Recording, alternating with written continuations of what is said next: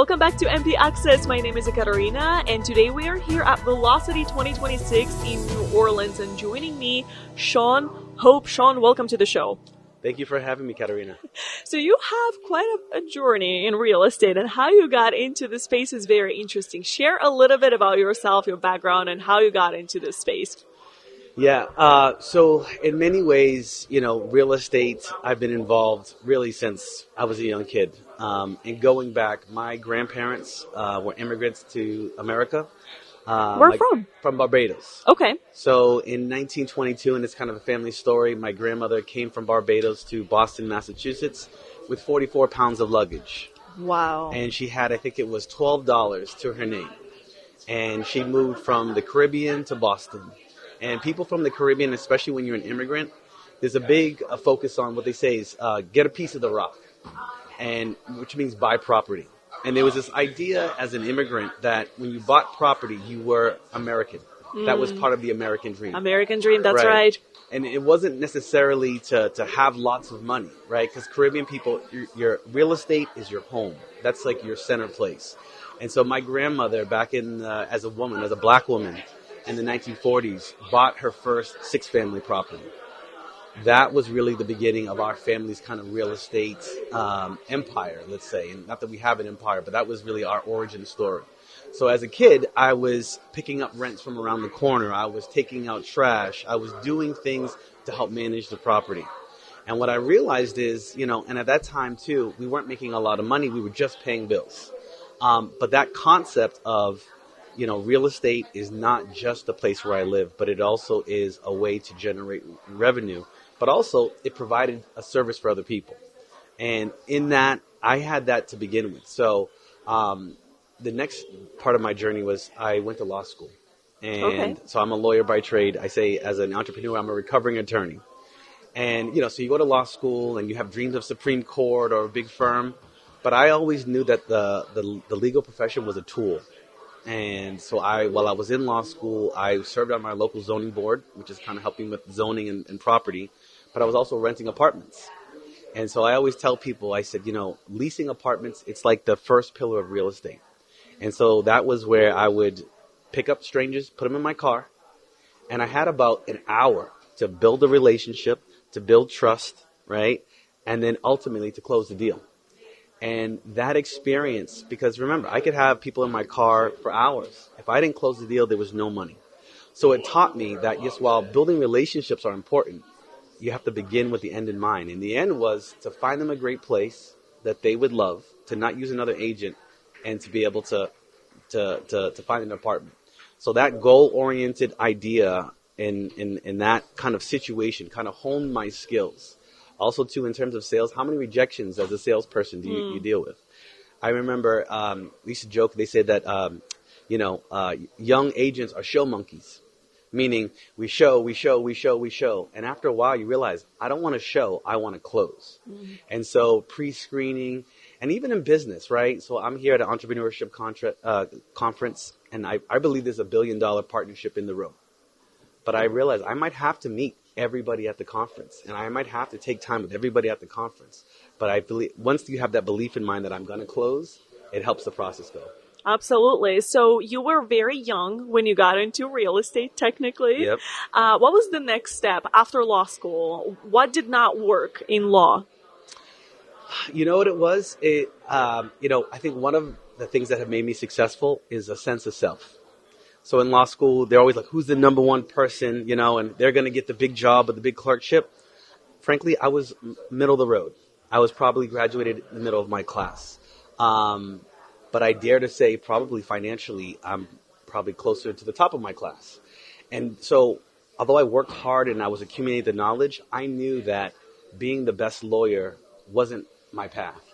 I knew that I needed to go out in the world with my toolkit, and I needed to go and do business. So while everyone went for clerkships, I was selling real estate in law school. So I was basically working while I was in law school. So right after law school, I hung my own shingle, which means I was my own attorney. My first clients were from Craigslist, right? Because Craigslist. So you imagine, right? How many clients did I ever get paid from Craigslist? Very little. I was meeting clients at coffee shops. But while I was doing that, I realized, hey, I'm not gonna this law thing is not gonna be my trajectory. But I was skill building around that. Also, though, one of the things that I kind of skipped over was in law school. In addition to leasing apartments, I joined my zoning board, which is community. I was a volunteer. But some of the major decisions in Boston go through the zoning board. So while I was doing this as a community service, I liked real estate. Zoning is about how buildings get built. I was actually giving myself an invaluable skill that was going to separate me from all the other developers and all the other lawyers because I had this unique skill. So I wish I would say this was a strategic plan. Go to the zoning board, get a law degree, but it was like, what are my interests? Oh, you like community. Okay, well, you know what? There's an opportunity here. Even the real estate license, it was like, I like real estate, let me get a license. So I kind of stumbled through it, but it all centered around real estate. And I think that's where even the law degree, I focused on zoning and development as a part of law as opposed to litigation or some of the other things that lawyers have seen from. And that really gave me the toolkit to then eventually become the developer that I became. Did you ever doubt yourself? Did you ever think that, oh man, maybe I should stick to the law school and become a lawyer and not do real estate? Never. It was like, I was going to say, so I was middle of my class, but I felt like I was the number one. And it was because I was like, I knew down deep, and I still believe that there's something that I can do that nobody else can do. And if I continue to push and look for that's success. And also too, lawyers work really hard and really long hours, and oftentimes the top lawyer gets millions of dollars. But there's a lot of lawyers that are just trudging through, and I realized that as an entrepreneur, I needed to find my own path. So I probably had this blind confidence. My wife always asks me, he's like, how did you get so confident? And I'm just like, I knew that I was going to find my way. So it wasn't about being better than you or being better than him, because on paper, people in my class were, but I also just knew if I stuck to really what I believed I was meant to do, then I was going to get up in the morning before everybody else, and I was going to stay up later because I was passionate. And real estate, and the other thing about real estate, real estate connects me to people. Like, if I was just going to build a tower someplace, that's not as exciting. When I see a vacant lot, I see a building with people in it. I see community. I see impact. And that, now I'm 49 this year, and real estate is the way that I'm having continual impact. Because once the money's made, all you can do is spend it or save it, right? You can't take it with you. So I think that impact is something that really excites me, and it's really, real estate continues to allow me that opportunity. So you mentioned that relationships and networking matters a lot, as well as people that you know. Can you tell me a story of like a memorable relationship that you built that you didn't expect to be so successful and so important, but it ended up bringing you huge success? Yeah. I have a talk on entrepreneurship that I've done at different conferences, and I talk about like when you find a mentor, and I call them a table of uncles. So, your dad and your mom, they teach you right from wrong, right? And they hope for the best for you, but they root for you. Your uncle, on the other hand, is someone who may give you more information than they should at a young age. Also, your uncle is not going to baby you the way your parents are. And so as you grow up, your uncle becomes like a peer as opposed to with some reverence. And so I've had a series of mentors in my life. And so one relationship is with his name is Jim Rafferty. He's a mentor. Shout out. Yes. And he is, like, if you Google him, he is the preeminent attorney in Cambridge. And I went to him and I said, hey, I'm looking for a job. And he says, I just hired a new associate, but I have an extra office and I have some extra work. And if you do it, you can kind of hang out and keep working. So that became a 20-year relationship. And that mentor, who I humbled myself to learn a lot from, had become a partner and a business partner. And now someone that I've even able to help support, in different ways. So it was almost like, instead of just thinking, I don't have something to offer him, I said, he's my mentor now, but I want to be on his level, and then I want to be able to help him. So sometimes the relationships where you think that your cup is getting filled, if you have that mentality, like, he's pouring into me, which means he's less than. I have to figure out a way to fill his cup. And so that idea of starting off basically less than, right, looking out, but knowing and believing in yourself that, hey, wait a minute.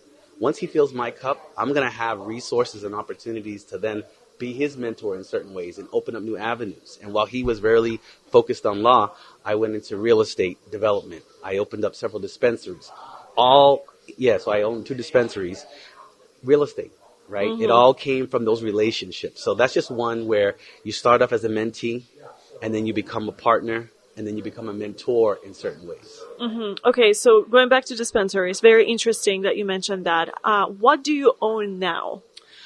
So I own Hope Real Estate. It's a development company where I own 40 units of housing with my partner, and we have another 73 under development. We're building right now a 12-story mass timber building. It's actually the largest mass timber building in Massachusetts. So shout out to Jason Corbett Capstone and the city of Cambridge for funding that project. I'm in the process now of selling both of my dispensaries. They're both in Cambridge, Harvard Square and Central Square. Again, shifting out of one industry, recognizing this is time to exit, and shifting into another. I own a chain of arcades. I was in this concept. And so I know I'm jumping around, but I think it's important. So after COVID, especially in dense urban areas, commercial real estate, especially ground floor retail, was struggling. A lot of people were shutting down restaurants. I saw that as an opportunity where previously I had all these competitors to be able to open all these businesses. I had landlords saying, hey, can you come and try to operate a business? And I said, okay, this is my opportunity to be able to do things that I maybe couldn't have done, but for this opportunity. And so while COVID created a lot of hardships, like Robert and other people in the room, I saw that as opportunity. So I was able to try something. So now I also own a club in Harvard Square. And again, everyone's like, what do you do? But they're all in physical spaces. They're all connected to real estate. So real estate development was one avenue, but then operations, retail, branding, all those things I've been learning over the last couple of years. That is a very impressive journey and also portfolio. Thank you. Thank you. Very huge variety. Which real estate is your baby? Which one do you love the most? So I've termed myself a serial entrepreneur. And the only way that I can do that is that I don't necessarily have a baby.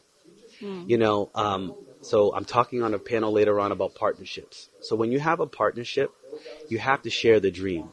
And one of the reasons why I think I've been able to have so many successful partnerships is my vision has to be big enough for your vision, right? Because if it's just about Sean and my baby, what do you do with a baby? You hold it close, right? You pamper it. You don't want anyone else to hold your baby. Sometimes that actually kills your dream. And as a serial entrepreneur, I have 10 babies. So I'm going to say, hey, hold my baby, right? Change it. You water it. Hey, you dress this baby. Everyone is doing something along the way. So I would say intrinsically, I fall in love, right, in a project. I like to birth it, but I don't like operations. So I realize what I do, I have to then give it to someone else. So I love ideas. I'm good at getting permits. I'm good at raising money, and I'm good at starting things. But I'm realizing by default, I shouldn't be operating arcades, right? You know what I mean? I was the coolest dad. I had arcades, and it was like a barcade. So it had alcohol and VR games. Amazing opening. If you Google, tons of press. I was in the Boston Globe. But then after year one, I'm like, this is not what I want to do. Not for you. So, right. But if I had to pick a baby, I would say cannabis was really something that was a passion project. And it was important because the sales of cannabis is like shoes. At first it was edgy. Oh my God, it was illegal. But it's like anything. But the power of the plant to impact people's lives is something that was really something that was a focus of mine. And our stores were beautiful stores. We didn't just want to have a kiosk with neon lights and lava lamps.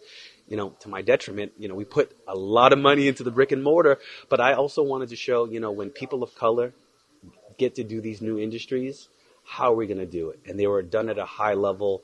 Hindsight's 2020, right? Because at the end of the day, it is a commodity and people look for price, not also experience, but that was part of what, a real passion project. And, at one point I had 5 locations, because again, they were all real estate. So when the regulations came out, everyone racing around find locations. I had a Rolodex of all the big landlords because they were my clients or my partners. And I said, hey, empty real estate. And so, again, now 2026, probably should have had just one, not five. But that was part of the journey. And, I've learned so much from it. And it does take that passion, that drive to really try to do great things. Which project was the most challenging one for you? I would say the cannabis was the most challenging because, myself, I'm a cannabis consumer, a medical patient myself. And so for me, I really wanted to see some longevity in that. And it was hard to let go. And one of the things that I've learned as an entrepreneur is, what does it say? Slow to hire, quick to fire. So like slow to get into these things, right? And really think them through. But that pivot, you know what I mean? I probably didn't pivot. I ignored some of the warning signs. And so that's hard when you look back and you said, wait a minute, the signs were there for me to do other things. And yet I pursued. And as an entrepreneur, it's really tough, right? Entrepreneurs, we run toward the fire when everyone's running away from the fire. And so like that's something that we say, yeah, that's what we do. But there's also that bit of wisdom to say, okay, you know what? At this point, when the levels at this is where maybe I should have pivoted. So it was challenging. And it's probably some of the more painful, but lessons that I really know down deep. And it's to help shape, hopefully, the next phase, the next 20 years of my entrepreneurial career. How many dispensaries do you own now? So I own two, and they're in the process of selling those two. I also own a private club along with my partner, Racia Straker. So in the process of the evolution, so I had a dispensary, and we were selling great weed, and, it was great. And I realized after you buy it, what do you do with it? And the way the laws work, you can't smoke outside. You're not supposed to go to the park. You can't smoke in a car. So unless you have your own home in Boston, you really couldn't legally consume cannabis.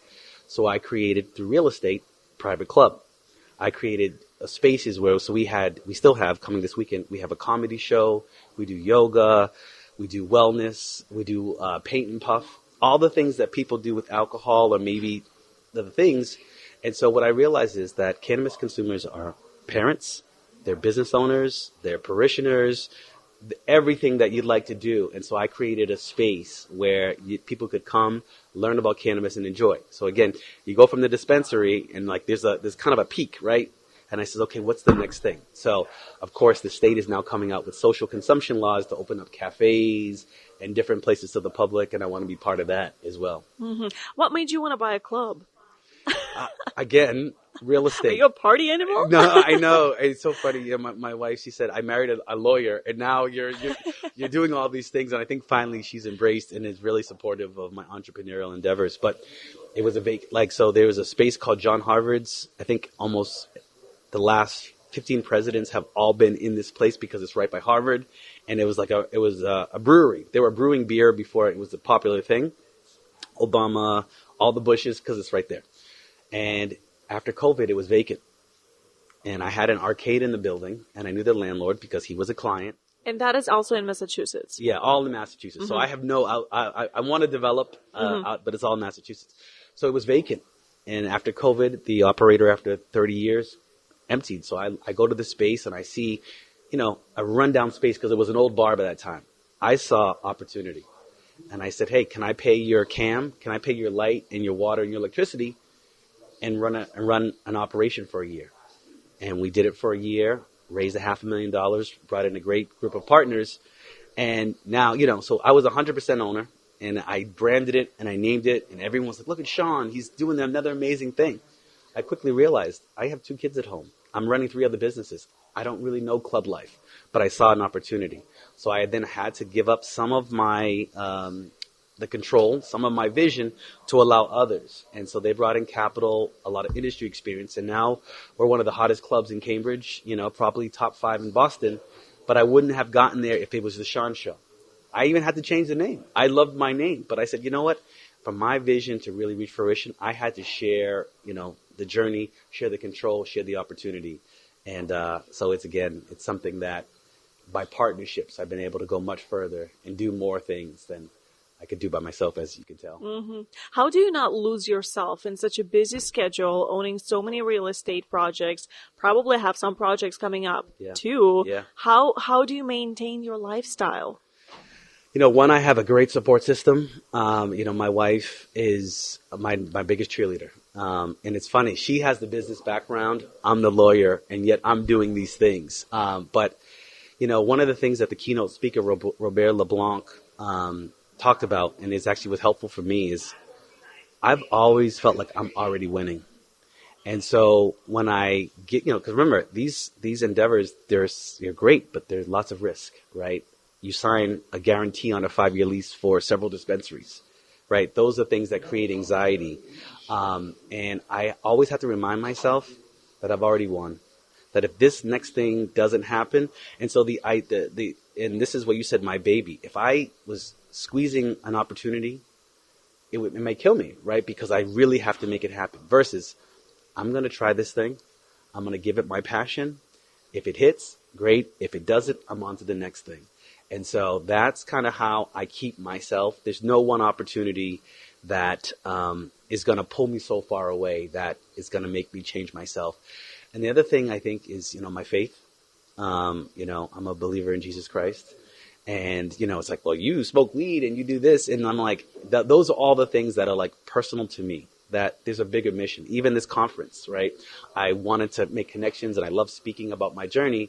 But I believe that there's something when you follow good people and you follow kind of passion. And Eric Delgado is somebody who's been passionate about connecting. I believe that I'm almost like there's a, to be hokey about it, there's a calling on my life.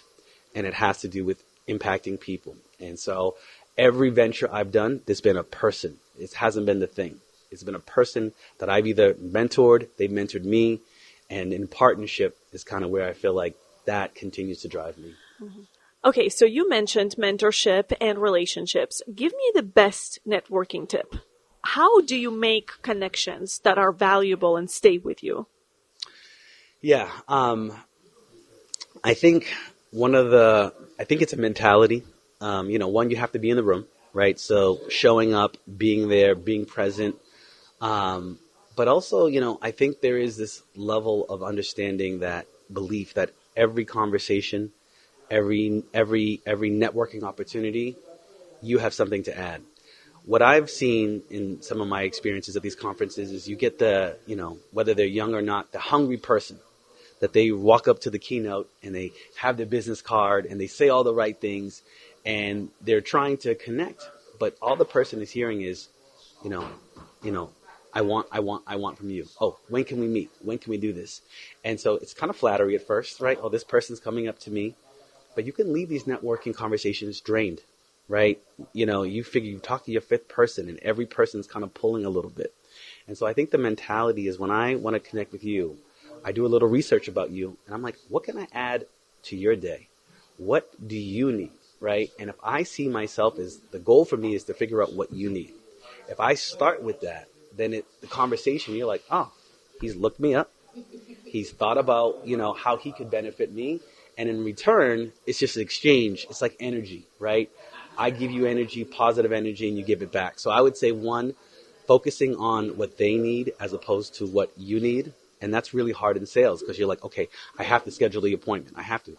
The appointment will come if you spend a little time figuring out, what's the last thing that Katarina posted on LinkedIn, right? Seriously, or even asking. It's funny, and then also people used to say, ask a question first, right? Mm-hmm. Ask a question. Sometimes questions can feel like interrogations, right? Yes. Like you're here relaxing and like, how did you do last quarter? It's like, it's like, whoa, now if I did really great, I might want to brag.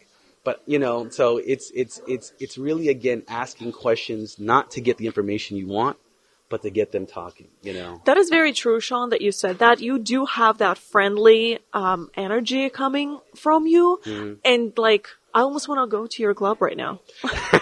Hey, look, want to fly to Massachusetts right now. Look, next time you come, we get house, whatever this stuff you like is. But, even the club, and just to be transparent, right, most billionaires aren't in the nightlife industry, but money flows through that. And so, that's a business that I can build my portfolio at. Like if we come to Boston, we can go to a great dinner at one of the restaurants that, I partner in. We can go to the club. I can wine you and dine you. But that's really about an experience of hospitality that I'm building. So, but that one business itself, it's a lifestyle business, right? And in many ways, even a dispensary, it's a commodity, right? And so having several of those, I've learned it's like that. Each one of those is going to allow me to enter a different world with the nightlife entrepreneurs, hospitality. Like hotels is something that I've always been interested in. And again, I'm actually have a hotel deal. I was hopefully trying to find an investor. I have a 40,000 square foot building that I'm looking to raise. And because of the market, we're now thinking about hotels. And so, again, it's just, continuing to invest in people and then seeing those opportunities. And on the flip side, what are some warning signs that a partnership might not work? That's a great question. And that's like chapter 6. Because I was all gung-ho, and I've actually, in my business, run into some really challenging partnerships. If you have a story to share, please. Yeah. So, one analogy I would say that partnerships is boosters and rockets. Right. And so if you have a spaceship, there's the rocket, right? The rocket ship that everyone you come in, and then there's a booster. And the booster, once the rocket ship goes into space, the booster helps it get there. And then the booster falls off and the rocket goes to its destination. And I realized with partnerships, you need to understand what your role is. Am I the booster or am I the rocket?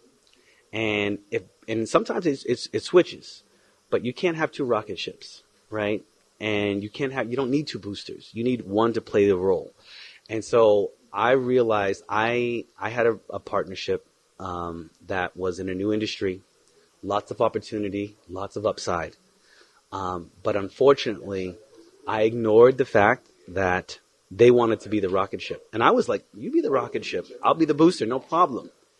But the business required me to be the rocket ship.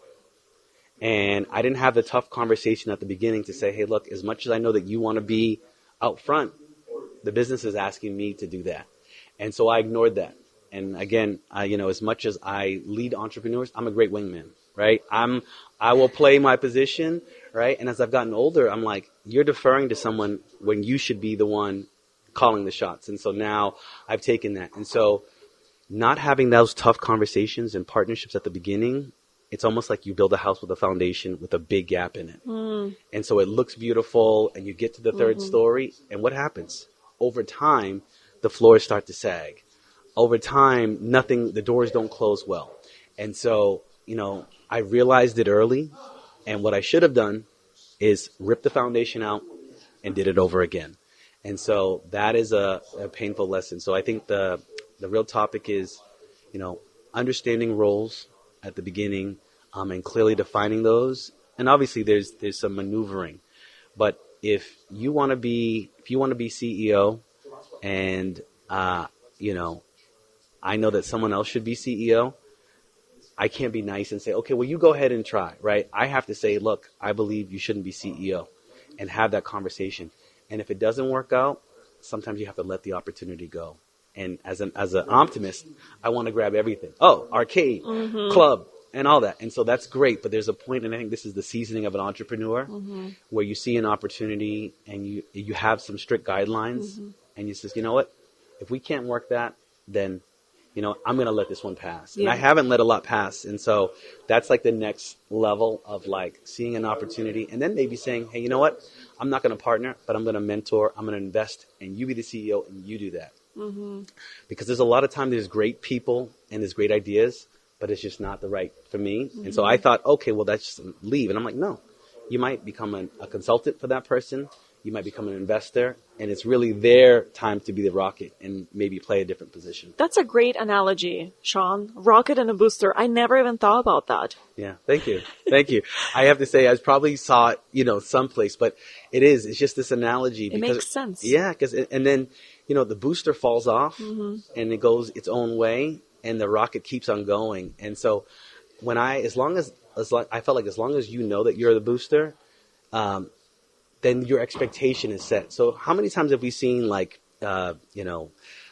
summaries of like, movie stars or artists. And then there's that person who says, yeah, but I was there at the beginning and they left me. There's always that person, and I Yeah. had that in my life. People says, you built a brand, but I was in the room when we all thought of the idea. And I realized, I said, you know what?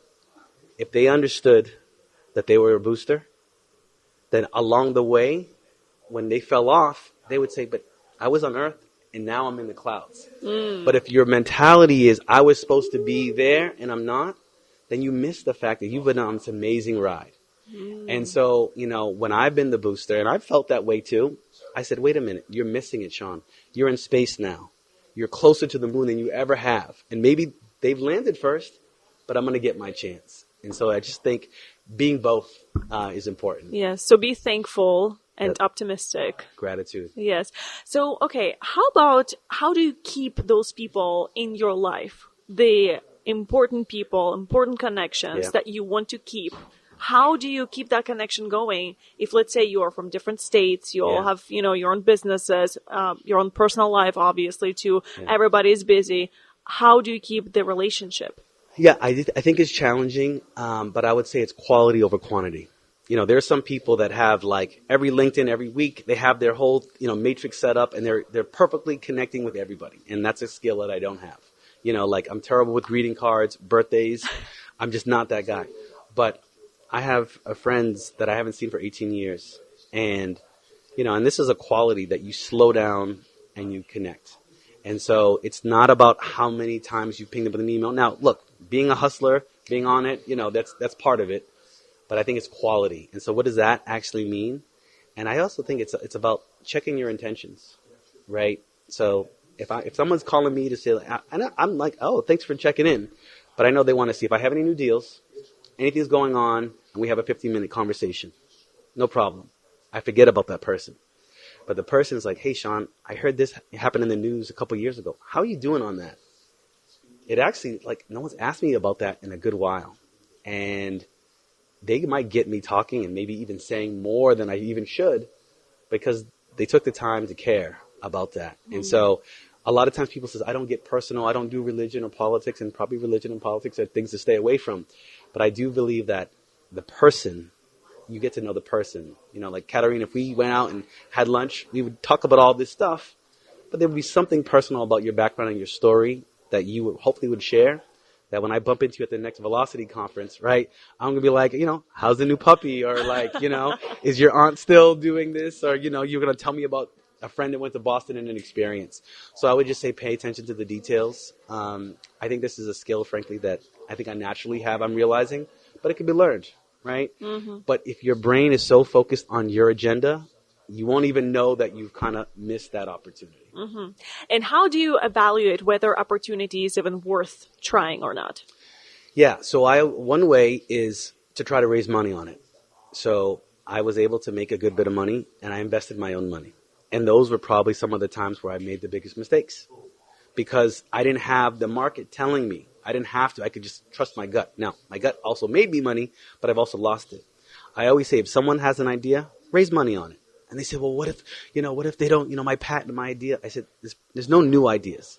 There's execution, right? When I opened the arcade, somebody else in my life said, oh, you stole my idea. I said, so you invented the arcade idea, or did I take an idea and bring it to execution?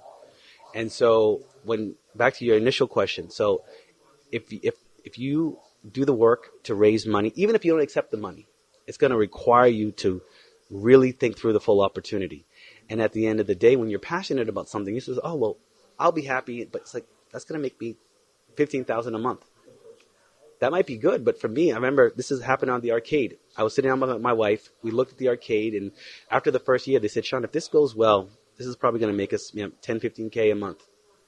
And we were looking at how much time we were spending, and, I loved it. And I said, this doesn't make sense, like, for me to continue to do it, either sell the business or whatnot. So raise capital on it, try to, and that will give you a clear indication of what the market says. It's not the final answer, but it's going to mean that you're not falling in love with a concept, or you're not missing a critical step that's going to show you how your path to revenue. I would also say to, have a network of people, close circles who have skills that you don't have. That's a big thing. Like I'm great at networking. Most of my close business contacts are math, science, numbers, right? Because I'm fine with those, but like I'm not sitting there on Excel spreadsheets all day. So I try to incorporate my weaknesses or the areas where I don't naturally want to spend a lot of time as part of the partnership. So I think there's, having a small circle of people, and then I also think thinking about the worst case scenario, right? And oftentimes I'm like, if this didn't work, would I have regretted starting it? Not about money, just about time opportunity. And most of the time, because it's a new industry and I see connections along the way, think about if it doesn't go well, would you still want to have pursued it? And those three things have kind of helped me now because I was a serial junkie. Everything was, I was every opportunity. Now I think about that. And then, as I approach 50, it's also like quality of life, right? Like, there could be this hotel deal, right? 40,000 square foot of a hotel in one of the, preeminent cities. What's the toll on on Sean, right? On my family, lost opportunities. And that's something that as a younger person, I didn't give a shit. I was like, I'm going, I'll sleep, when I'm dead, and like Eric in the same way. Now I'm like, I like my Saturdays, so hopefully I'm going to be working smarter, and still continue to have the same impact. Absolutely. What about those entrepreneurs who are struggling to grow on their own, besides networking, obviously, and optimism and being realistic about what you can and cannot achieve? Yeah. What advice would you give them? It's hard, and I recognize how blessed I was to have, real estate in the family that exponentially appreciated. So it went from, it was valuable. I was able to acquire those and get working. But access to capital is a challenge. But my wife always reminds me, she said, Sean, when you were broke, you were so creative. Like, that's when I had I had 6, 7 partnerships to get one deal done. So it's, so I would say be creative. I think being relentless. And, I was thinking that, people are attracted to passion, not desperation, but passion. And so I would say, if you are looking to get that start, nothing beats passion. And I think that people with money and capital are always looking for passionate people to help them get to the next level. So just keep the passion. And to keep the passion, you have to have the belief. And I feel like, there's an insanity with entrepreneurs, right? We just believe the next baby is going to be different than the other one, or, and so just be passionate. When people say, don't lose yourself, what does that really mean? But at the end of the day, I think the authenticity of who you are and what you're doing will be rejected by the wrong people, which is great. But when that right person accepts you and you have been authentic to who you are and what you believe you can do, that's when I think, you'll hit that state of flow. But it's challenging. And before we wrap this up, what's next for you and Hope Real Estate Enterprises? Yeah, so, we have benefited from some of the downturn in the market where we've had opportunities, like I was saying, mass timber is a new type of technology, learning a lot about that. So that's a really great question. I think that the evolution of Hope Real Estate would be to start doing projects in other markets. After a while, when you're in one place, as I'm learning from my mentors, maybe Florida is where, right, the next opportunities. Maybe it's Chicago. So I would like, through partnerships, to continue to grow the brand with real estate in other areas. Also, though, I really enjoy speaking and sharing and educating. I'm working on a book, and it's all around partnerships. And so things like, hearing other people speak, coming to these conferences, and, I would really think just expanding to other states and also kind of packaging some of these lessons and, sharing them in different mediums. Well, Sean, this has been very insightful. And I have learned quite a bit, too, about how to just connect and be a rocket or be the booster. Okay, all right. I want to hit. So I enjoyed our conversation, truly. Katarina, So thank you so much for the platform and, the 5-star conference, which is amazing. Velocity has been amazing. And I'm really looking forward to the panel later on. But Katarina, I enjoyed this. Thank you so much, Sean. It was very nice meeting you too. Yeah. So I hope to see you on 5-Star Conference. Yes. And we'll be back here again. Yes, perfect. And thank you so much for listening to MP Access. Until next time, stay tuned. Thanks for listening to MP Access. Stay up to date with daily mortgage news, featured stories, and our latest episodes of the podcast at themortgagepoint.com. Don't miss out, and we'll see you next week.